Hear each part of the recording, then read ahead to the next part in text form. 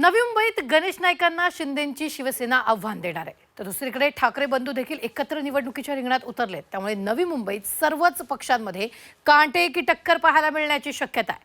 पाहूया.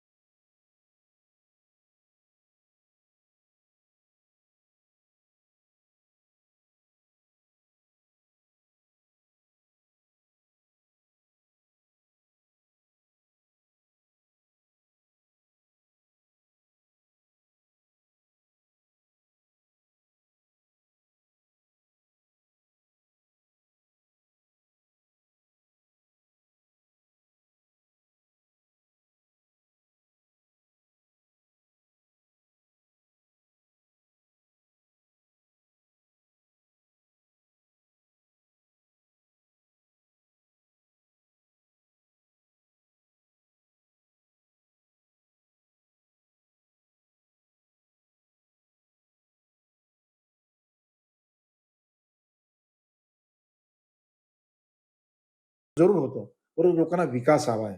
लोकांचे प्रश्न सुटले हवेत. या ठिकाणी प्रत्येकाला या शहरामध्ये शांती पाहिजे, स्वातंत्र्य पाहिजे, प्रदूषण नको आहे, शिक्षण पाहिजे, वॉटर गटर मीटर हे तर हवंच आहे.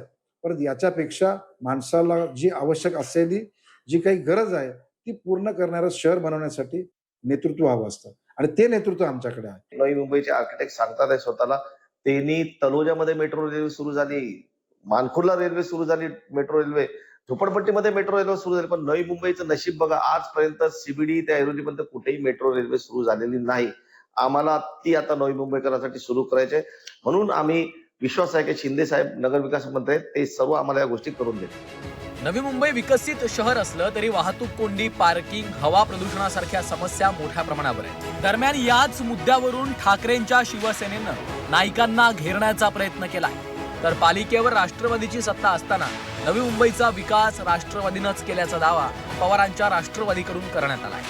निवडणूक आली की आगळीकोळी भूमिपुत्रांना चॉकलेट दाखवायचं आश्वासन द्यायचं आणि ते काम पूर्ण करायचं नाहीये.